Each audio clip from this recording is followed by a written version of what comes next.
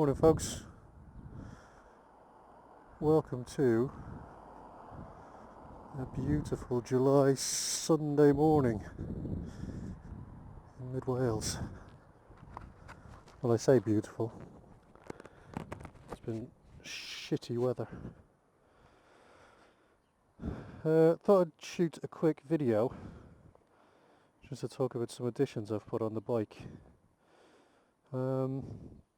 I've added the Puig Touring Vario screen. I also put those big Denali lights on down there, which are awesome, by the way. Although I rattled one loose, I'd have put it back together with stuff I found in a ditch somewhere. The pegs have worked out to be really awesome as well. And then I added a tool roll, which is really quite clever. Got some nice cable ties and a few bits and pieces in there, which is quite good. And then I added this Touratech lockable GPS mount. Now I actually had the SW Motec GPS mount, which was okay. It's a bit fiddly to get on there.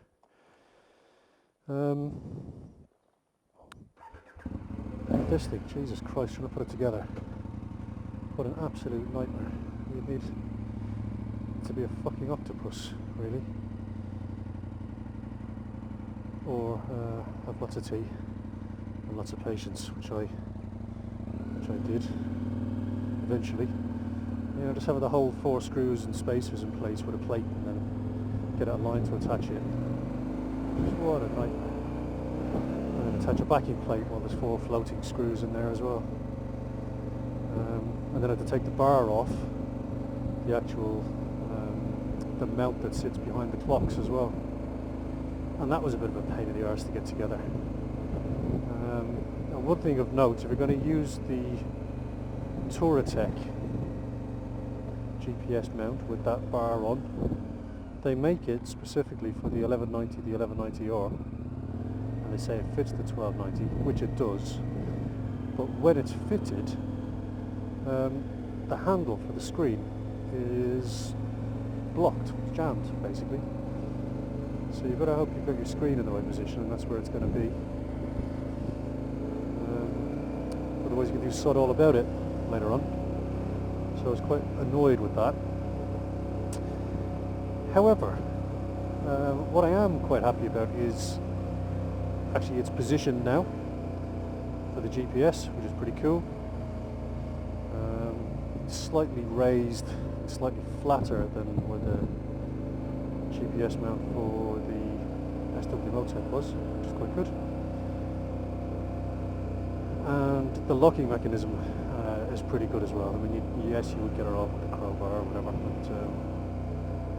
not many people are going to be carrying crowbars around, and I wouldn't leave it overnight. But just getting off the bike for a coffee, like I've done just there, it's pretty good, I have to say. So you can leave it on with confidence. Now the screen, I actually thought the original screen was okay, but then for some reason I actually started having some trouble with buffeting and put a bit of drone around the side of my lid, and I think it might have been because of the fact that I stuck a camera on the side, and the fact that I've got the new Cardo Pack Talk on the other side. So although I'm wearing a Schubert C3, which is pretty much as quiet as it gets, there's enough stuff hanging off it now to kind of catch the wind and make a bit of noise. So I was starting to get quite a lot of noise with the standard screen. So what I did was changed it up a little bit. I did quite a bit of research looking at different types of screens. There is a screen called a Madstad, which I'm still quite tempted to try at some point. 210 quid, which is a little pricey. And they come in a couple of different sizes as well, so you've got to be very sure about what size you want. So what I thought I would do instead was I spent 75 quid getting the Vario piece, a clear Vario piece to actually clip on, and I clipped it onto the standard screen. And that was actually quite good, I have to say. So, probably worth mentioning, I am 6'1", with a 32-inch inseam, and I sit on my seat in the low position, but I do have some beads on the seat from a bead rider. There's a chapter called Nudge. Should be open season with those boys at some point. I shouldn't tar them over the same brush, but Christ almighty.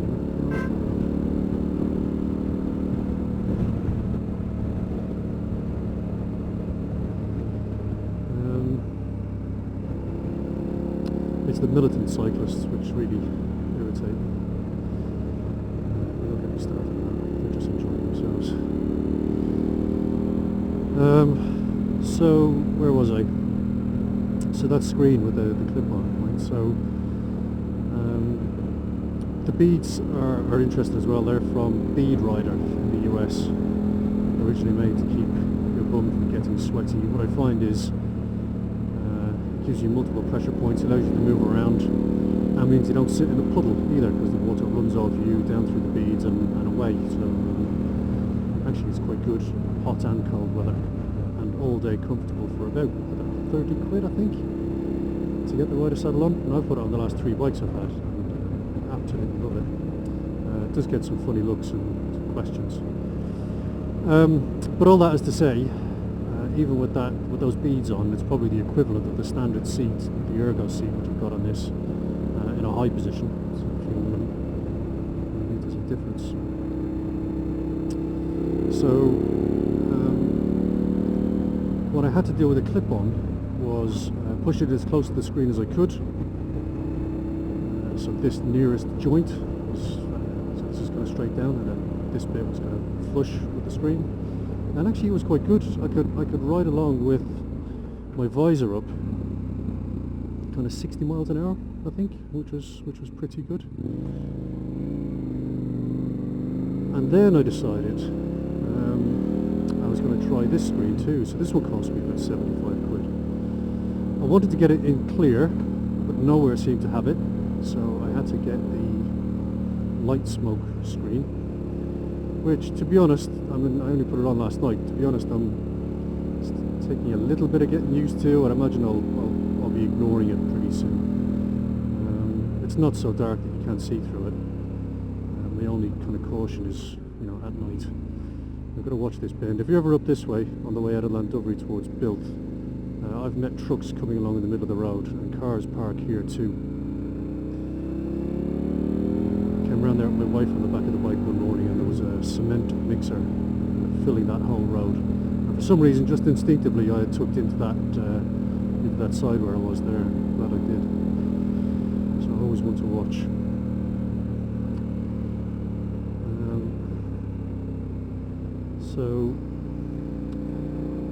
So that Vario piece was kind of tucked straight in, riding along at about 60 miles an hour with the visor up, which was actually pretty good. And then I decided I was going to try this. So I fitted this last night.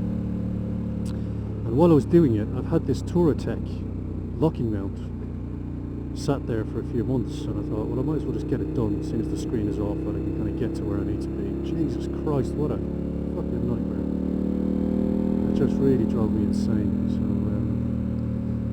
but now it's done, I'm actually really glad of it.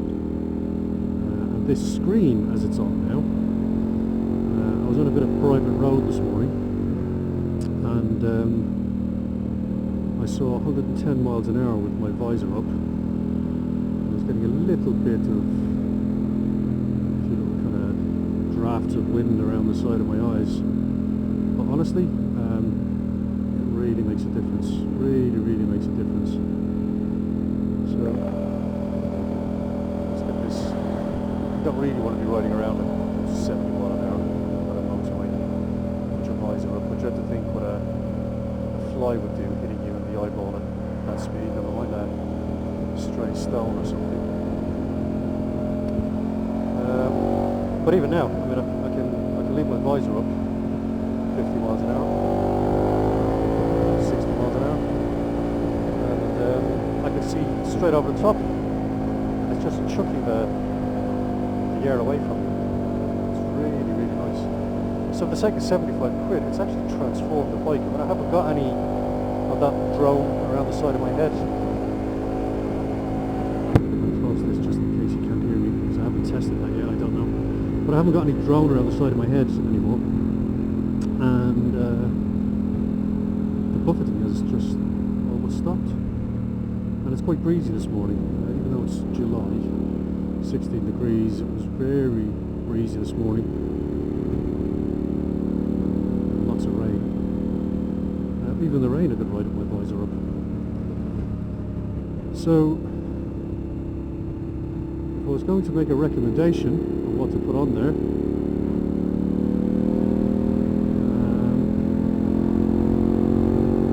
I'd like to go with this, if you don't mind the aesthetic. It's a bit different because it's got a bug face, which you can probably see at the start of this video.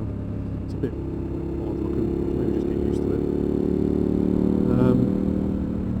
But the point is, you don't have to sit looking at the front of your bike when you're riding it. You just want that buffeting and drone and noise going away, because the fatigue that shit causes is horrendous. You find it just drains your energy and kind of saps your willpower. So making yourself as comfortable as you can possibly be is pretty good. For the sake of 75 quid, it's a bit of a no-brainer really.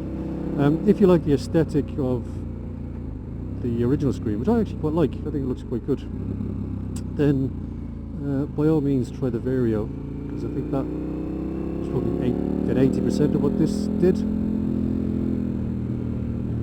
This one is actually just so different.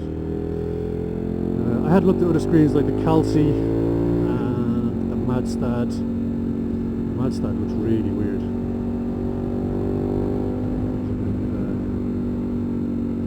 Cloud as we climb the mountain. It'll burn off soon, no doubt.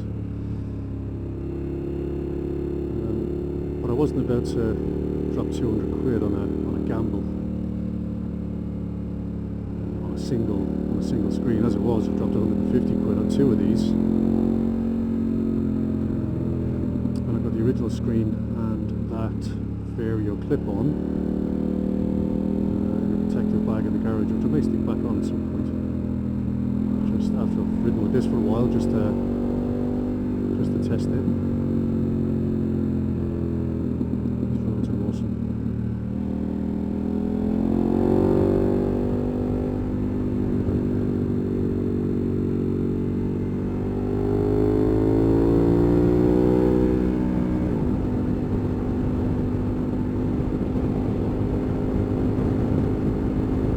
So even though I can hear a little bit of breeze now,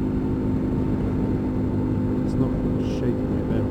I had read in the reviews for this screen that it wobbles quite a lot at highway speeds, but that's really not been true for me.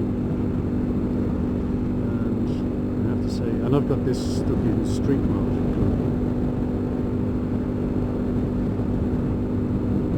Both engine and suspension. But it's pretty good. So yeah, that's it for me for the minute. Go try one of these screens or try the Vario screen. I'll put some links below the video so you can see them on Amazon. But definitely well worth it. Absolutely well worth it. And I would give this one a seal of approval. Possibly just getting the clear screen.